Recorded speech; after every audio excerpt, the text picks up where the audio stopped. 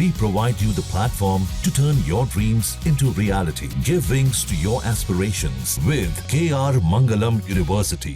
नमस्कार, मैं हूं विकास चंद्र। आप सबका सियासत में स्वागत है। आज बात बहुत ही अहम मुद्दे पर होगी और ये जानने और समझने की हम कोशिश करेंगे कि ऑपरेशन सिंदूर के बाद मोदी सरकार में क्या कुछ चल रहा है। आप ये देख और समझ रहे होंगे कि अंतर्राष्ट्रीय स्तर पर एक अभियान चल रहा है, तो घरेलू राजनीति को देखते हुए भी और भारत के अंदर भी बहुत कुछ चल रहा है। एक तरफ मोदी सरकार और खुद प्रधानमंत्री मोदी इस बात में लगे हैं कि पाकिस्तान की घेराबंदी कर दो, अंतर्राष्ट्रीय स्तर पर उसे बिल्कुल अलग थलग कर दो, उसकी आर्थिक नाकेबंदी कर दो। और इसके लिए भारतीय सांसदों का डेलीगेशन दुनिया के तमाम देशों में घूम रहा है और पाकिस्तान की पोल पट्टी खोल रहा है और दुनिया के देशों के सामने रख रहा है कि किस तरीके से पाकिस्तान आतंकवाद को पालता है, पोसता है, संरक्षण देता है, पैसे देता है, अपने घर में रखता है। पाकिस्तानी आर्मी के लोग उसे प्रशिक्षण देते हैं और फिर भारत के खिलाफ ही उसका दुरुपयोग नहीं होता है, दुनिया के तमाम देशों में उसका दुरुपयोग होता है। और दुनिया में कहीं भी अगर आतंकवाद होता है या आतंकवाद का शिकार अगर कोई भी देश होता है तो निश्चित तौर पर उसका तार पाकिस्तान से जुड़ा होता है। तो ये कैसे किस तरीके से जुड़ा हुआ है, इसकी पोल पट्टी भारतीय सांसद घूम घूम कर पूरी दुनिया में खोल रहे हैं और उस सच से पर्दा उठा रहे हैं जिसको पर बार बार पाकिस्तान पर्दा डालने की कोशिश करता है और झूठ बोलता रहा है दुनिया के सामने। और पहलगाम के बाद स्थिति बिल्कुल बदल गई है। पहलगाम की घटना के बाद पाकिस्तान के खिलाफ मोदी सरकार ने और प्रधानमंत्री मोदी ने बहुत ही कठोर निर्णय लिया और ऑपरेशन सिंदूर चलाया गया। हालांकि शुद्ध रूप से वो आतंकवाद के खिलाफ था, पाकिस्तान के खिलाफ नहीं था, लेकिन पाकिस्तान ने उसे अपने खिलाफ मान लिया और भारत पर हमला करने की और आक्रमण करने की उसने जुर्रत कर ली और दुस्साहस दिखाया, जिसका मुंह तोड़ जवाब पाकिस्तान को मिला। और इस तरीके से भारत ने जवाब दिया कि पाकिस्तान घुटने टेक दिया और घुटना टेकने के बाद सीज फायर उसके आग्रह पर हुआ और भारत सरकार की नीति तमाम सारे मुद्दों पर अब बदली हुई सी नज़र आ रही है। घरेलू नीति पर भी ऑपरेशन सिंदूर का असर दिखाई दे रहा है और पाकिस्तान के साथ और पाकिस्तान के जो सहयोगी देश रहे हैं या उसके लोग जो उसे मदद करते रहे परोक्ष रूप से प्रत्यक्ष रूप से, उस पर भी नीति बदली हुई नज़र आ रही है। और पाकिस्तान के साथ जो अब तक यानी 75 साल की जो स्थापित नीति थी उसमें तो प्रधानमंत्री नरेंद्र मोदी ने आमूलचूल परिवर्तन कर दिया।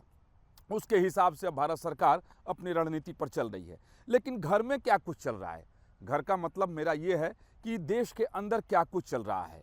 तो आप देखें कि एक तरफ जैसा मैंने पहले कहा कि पाकिस्तान को पूरी दुनिया में अलग थलग कर देने के लिए, उसे बेनकाब कर देने के लिए, उसके झूठ से पर्दा हटा देने के लिए एक अभियान चल रहा है। तो दूसरे पाकिस्तान के सहयोगी देशों को आर्थिक तौर पर पंगु करो, उन्हें भारत देश के अंदर उन्हें आर्थिक नुकसान इस तरीके से पहुंचाओ कि वो बोल भी न पाएँ, यानी ऐसा मारो कि वो मिमिया भी न पाएँ, एक मुहावरा हिंदी में कहा जाता है। और उसी नीति पर मोदी सरकार चलती हुई दिखाई दे रही है।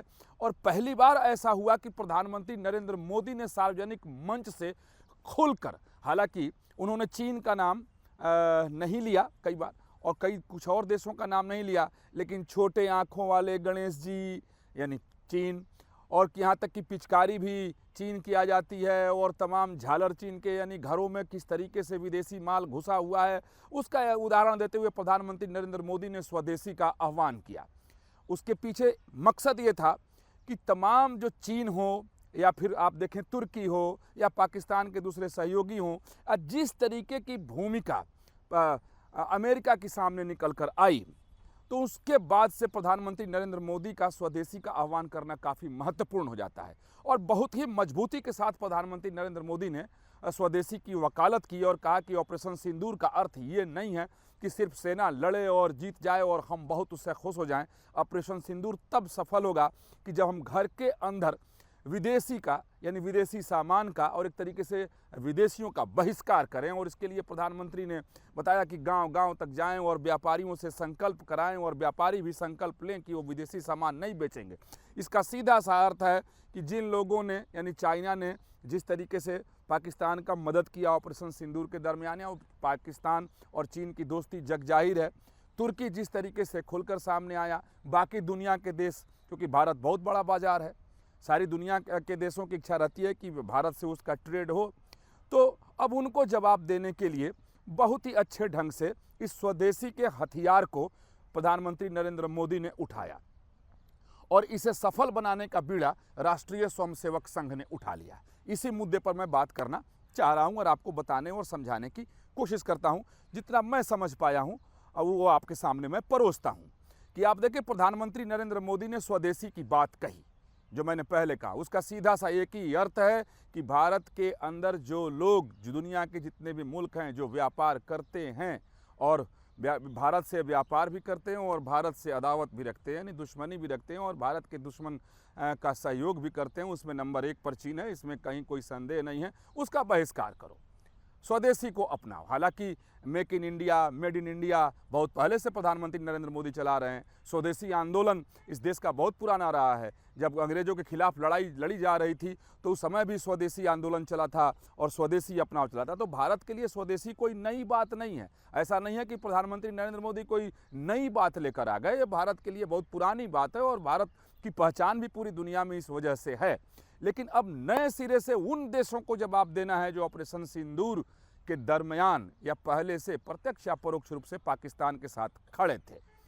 और इस स्वदेशी आंदोलन में संघ ने पूरी तरीके से सहयोग करने का ऐलान कर दिया है और इसकी घोषणा संघ की एक संगठन है स्वदेशी जागरण मंच, वो बहुत पहले से स्वदेशी के प्रचार के लिए, स्वदेशी के विकास के लिए काम करते रहे हैं। और स्वदेशी जागरण मंच शुरू से ये उसकी एक कोशिश रहती है कि भारतीय लोग अधिक से अधिक अपनी स्वदेशी चीज़ों को अपनाएं। अब स्वदेशी जागरण मंच ने खुले तौर पर ऐलान कर दिया है कि स्वदेशी सुरक्षा और स्वावलंबन नाम से वो पूरे देश में अभियान चलाएगा और इस अभियान में संघ परिवार के जितने भी संगठन हैं सभी साथ होंगे। क्योंकि यहाँ समझना जरूरी है कि एक स्वदेशी जागरण मंच ने घोषणा की तो इसका अर्थ ये नहीं है कि बाकी जो संघ के संगठन हैं वो बिल्कुल दूर से खड़े होकर तमाशा देखेंगे। संघ में ऐसा होता भी नहीं है। एक संगठन अगर शुरुआत करता है, क्योंकि संघ में संगठनों की संरचना भी उसी तरीके से की गई है कि अलग अलग काम के लिए अलग अलग संगठन बनाए गए हैं, उसमें जो उसके स्पेशलाइज्ड लोग उसमें हैं। लेकिन जब वो लोग शुरू करते हैं कुछ योजना बनाकर तो बाकी संगठन भी उसमें सहयोगी हो जाते हैं। अब आप देखें, जब स्वदेशी जागरण मंच स्वदेशी सुरक्षा और स्वावलंबन ये नाम दिया है स्वदेशी जागरण मंच ने और पूरा संघ परिवार इसे पूरे देश भर में चलाएगा, गांव गांव तक जाएगा। जो संरचना बनी है कि युवाओं को विशेष तौर पर, चाहे वो महिला हो पुरुष हो, स्वदेशी जागरण मंच और संघ के जितने भी संगठन हैं युवाओं तक पहुंचेंगे क्योंकि भारत युवाओं का देश है। और उन्हें ये बताने और समझाने की कोशिश करेंगे कि अगर हम स्वदेशी अपनाते हैं तो इसका अर्थ है कि दोहरे स्तर पर अपने देश को हम मजबूत कर रहे हैं। एक तो अपनी अर्थव्यवस्था मजबूत कर रहे हैं, दूसरे उन मुल्कों को जवाब दे रहे हैं जो भारत में कमाते हैं और उस पैसे को भारत के खिलाफ ही वो खर्च कर देते हैं, यानी भारत के दुश्मनों को वो दे देते हैं। और संघ शुरू से राष्ट्रीयता और राष्ट्रवाद और स्वदेशी के लिए काम करता रहा है।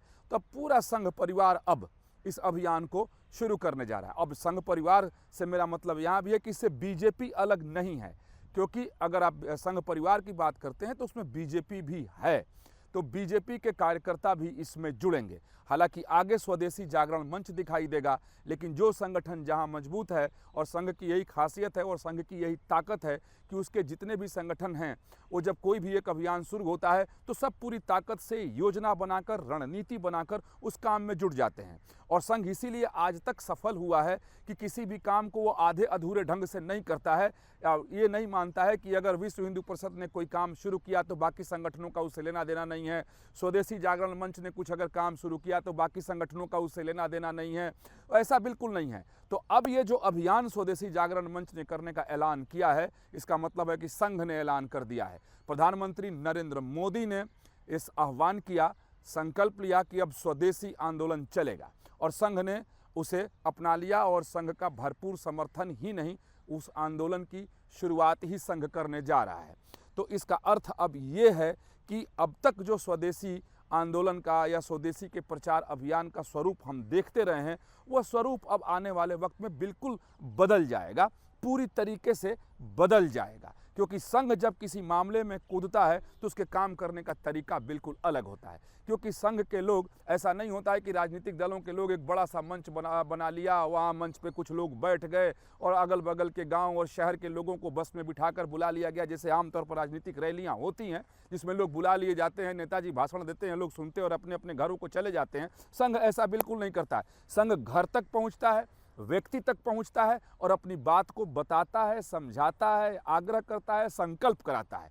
तो अब स्वदेशी का संकल्प कराने के लिए संघ के स्वयंसेवक मैदान में उतरने वाले हैं। स्वदेशी, सुरक्षा और स्वावलंबन, 3 शब्द इसके लिए चयनित किए गए हैं कि स्वदेशी, सुरक्षा, स्वावलंबन। अगर स्वदेशी अपनाएंगे तो तमाम अपने देश में जो हजारों साल की परंपरा रही है, अलग अलग काम करने वाले लोग हैं जो अपने अपने लेवल पे हर गांव में कुटीर उद्योग के तौर पे जो भारत की परंपरा जिंदा रही है, उसको सबलता मिलेगी, उससे स्वावलंबन आएगा।